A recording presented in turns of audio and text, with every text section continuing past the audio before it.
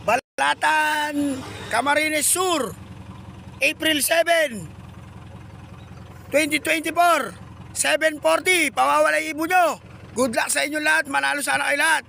5, 4, 3, kalahati na, 2, 1, kalahati lang, okay? Ayan na. Inalipad na yung mga ibon. Yaw, yaw, yaw.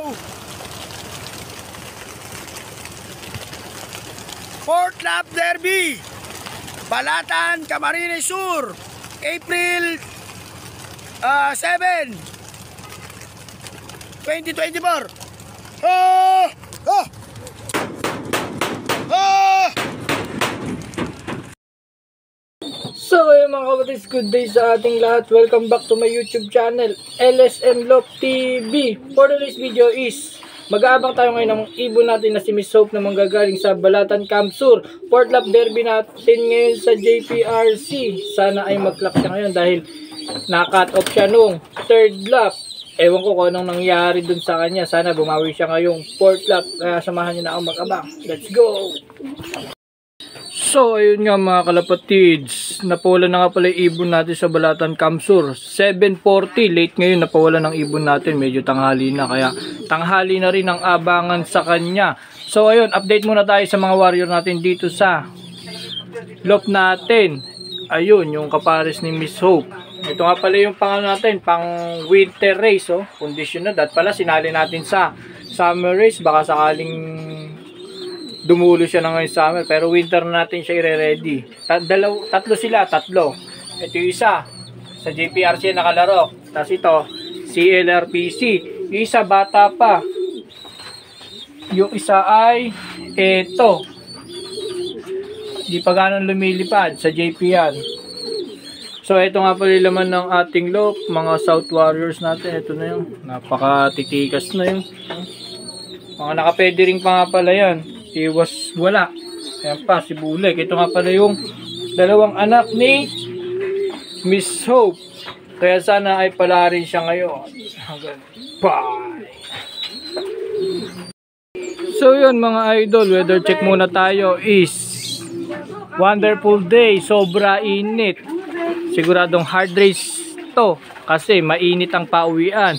Pauwian natin dito is mga 12:30, 1-2 speedan na yun, kaya mahaba-haba pa ang kanyang lalakbayin. Nawa ay umuwi ng ligtas ang ating ibon. Ito nga pala yung mga breeder natin. Ito nga pala yung nakasalang natin isa, malapit na siyang mapisa. Kukuha natin siya ng stock. Ayan, ito nga pala yung weather natin, oh. Tirik na tirik ang kaarawan. So ayun mga kalapatids, good afternoon sa ating lahat. As of 12:50, magsisimula na tayo mag-abang dahil magwa-1-1 na lang yung speedan dito sa ating area. Baka sakaling lumusot si Miss Hope, kainitan, sana mag-clock siya ng maaga. Kaya samahan nyo na akong mag-abang. Let's go!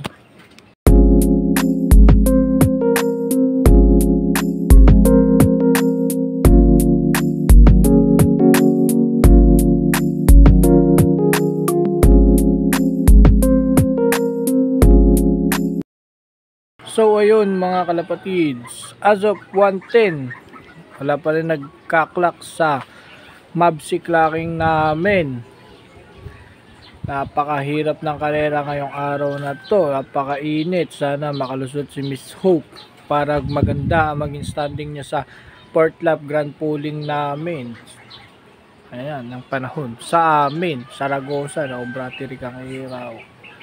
Kaya abang-abangan natin siya. Baka bigla siya dumating. Let's go. A few inches later.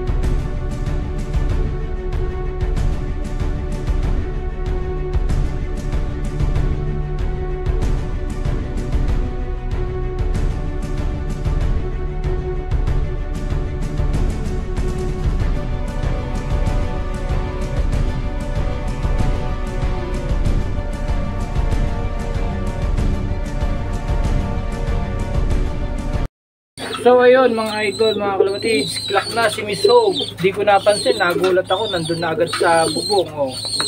Fresh from Balatan Camp Sur. Thanks at umuwi ka ng maayos at ligtas. Paya ka lang at pakakain na kita. Let's go. So ayun mga kalapatids, ito nga pala si Miss Hope. Binukod natin siya para hindi siya magulo. Ayan siya ngayon. Ay kondisyon niya.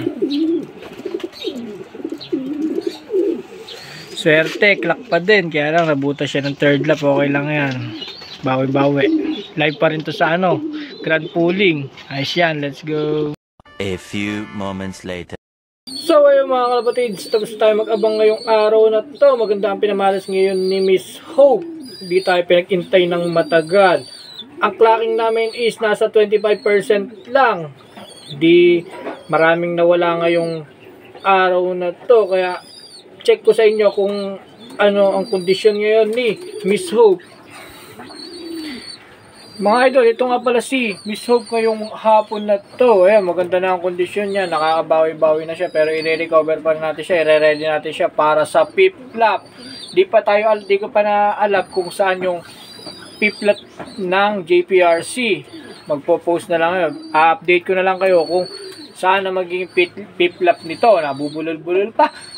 So mga idol, hanggang dito na yung video natin ito. Kaya kung nagustuhan nyo, please like, comment, and share. Pakihit na rin yung bell at pakisubscribe na rin para lagi kayo updated sa lahat ng ating mga video about kay Miss Hope. Kung aabot ba siya ng dulo o hindi. Hanggang dito na mga idol. Happy flying. Let's go!